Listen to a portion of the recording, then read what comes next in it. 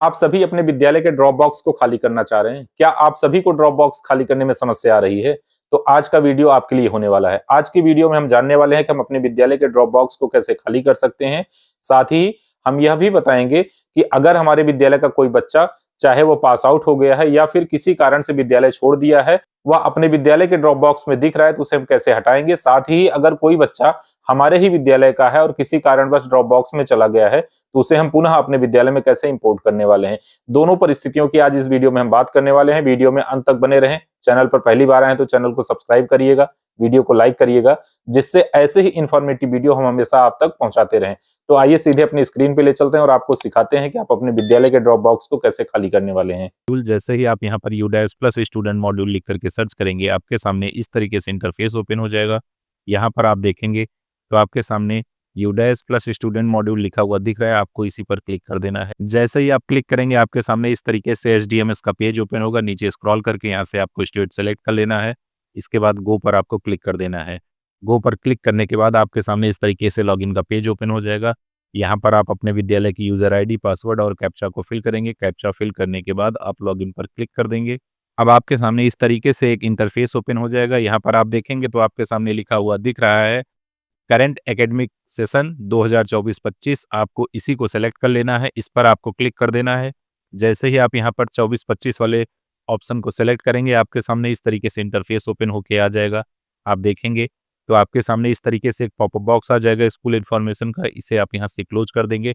आप देखेंगे तो यहाँ पर लेफ्ट हैंड साइड में आपको बहुत सारा मेनू बार दिख रहा है। इन मेनू बार का ही आपको यूज करके अपने विद्यालय के सारे कार्यों को करना होता है। तो सबसे पहले हम यहाँ से देखेंगे कि हमारे विद्यालय के ड्रॉप बॉक्स में बच्चे कौन कौन से दिख रहे हैं।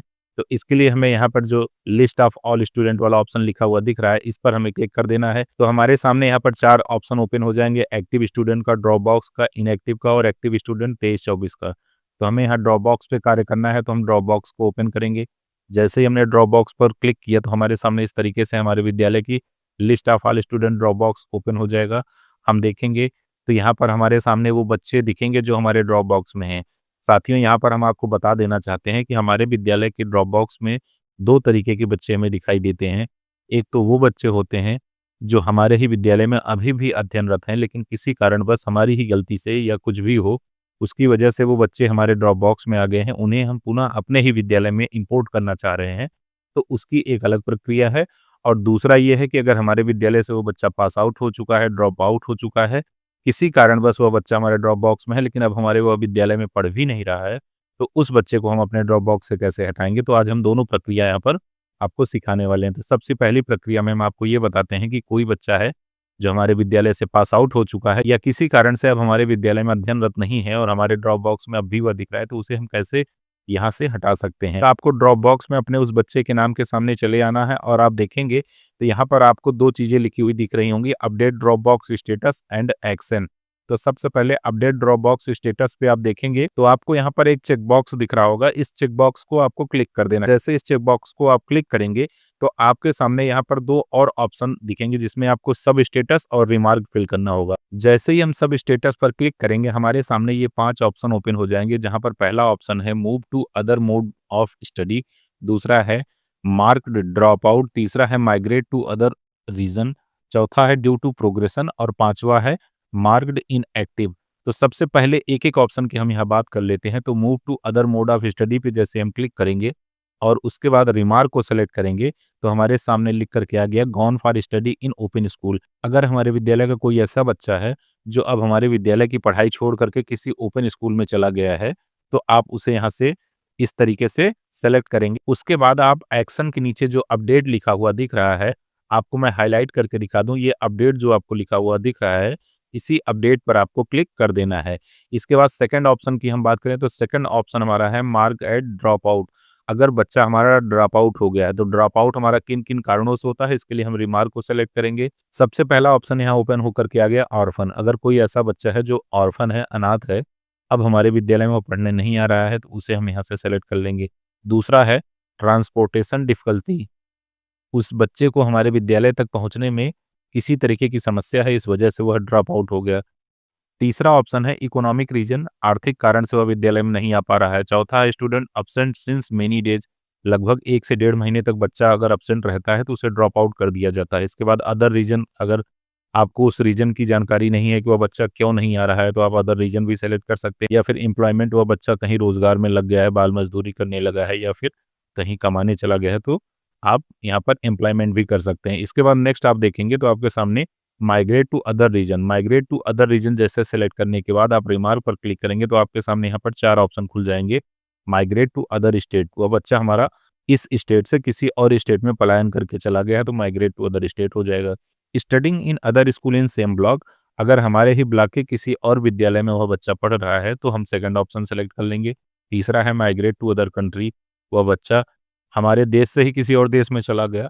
और लास्ट ऑप्शन है माइग्रेट टू अदर ब्लॉक या डिस्ट्रिक्ट, किसी और ब्लॉक या डिस्ट्रिक्ट में माइग्रेट होकर के चला गया है। तो जो भी हमारा यहाँ उस बच्चे के संबंध में उपयुक्त ऑप्शन होगा उसे हम सेलेक्ट कर लेंगे और फिर एक्शन वाले ऑप्शन के नीचे अपडेट जो लिखा हुआ दिख रहा है हम उसे अपडेट कर देंगे। इसके बाद फोर्थ ऑप्शन हमारे सामने है ड्यू टू प्रोग्रेशन, प्रोग्रेशन के कारण अगर कोई बच्चा हमारा ड्रॉप आउट हो गया तो हम यहाँ से फोर्थ ऑप्शन को सेलेक्ट करेंगे और रिमार्क में हम देखेंगे तो एक्टिव फॉर इंपोर्ट, या बच्चा इंपोर्ट के लिए अब तैयार है, चाहे तो हमारे खुद के स्कूल का बच्चा हो या फिर हमने टीसी जनरेट कर दिया है, किसी और विद्यालय में उस बच्चे ने नामांकन करवा लिया है तो वहाँ उस विद्यालय के द्वारा इसे इंपोर्ट कर लिया जाएगा, तब यह बच्चा फिर हमारे यहाँ से हट जाएगा। इसके बाद लास्ट ऑप्शन है मार्क एज इनएक्टिव, तो मार्क्ड इनएक्टिव ऑप्शन जैसे हम सिलेक्ट करेंगे तो रिमार्क में हमारे यहाँ सामने 3 ऑप्शन आ जाएंगे। ड्यू टू डेथ, अगर वह बच्चा अब इस दुनिया में नहीं रहा है तो हम यहाँ से फर्स्ट ऑप्शन सेलेक्ट कर लेंगे। दूसरा है डुप्लीकेट एंट्री, अगर हमने एंट्री उसकी दूसरी कर दी है तो डुप्लीकेट एंट्री करके यहाँ पर हम उस ऑप्शन को भी सेलेक्ट कर देंगे।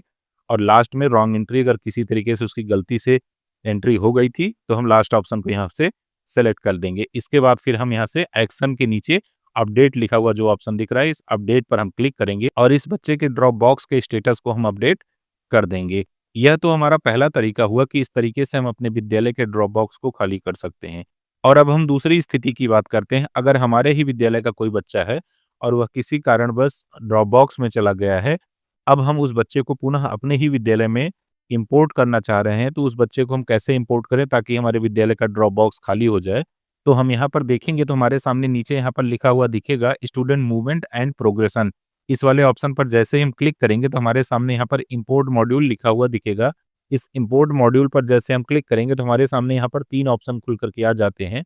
Import within state, import outside state और drop box inactive student list. तो सबसे पहले हम अगर फर्स्ट ऑप्शन की बात कर लें, import to within state, import to within state की अगर हम बात करें तो इसमें हम ऐसे बच्चे को इंपोर्ट करेंगे जो हमारे ही स्टेट के अंतर्गत किसी अन्य जनपद या अन्य ब्लॉक में है, उसे हम यहाँ से इंपोर्ट करने का काम करेंगे। दूसरा इंपोर्ट आउटसाइड, अगर वो हमारे राज्य से किसी अन्य राज्य में चला गया है तो हम सेकंड ऑप्शन का यहाँ पर यूज करेंगे।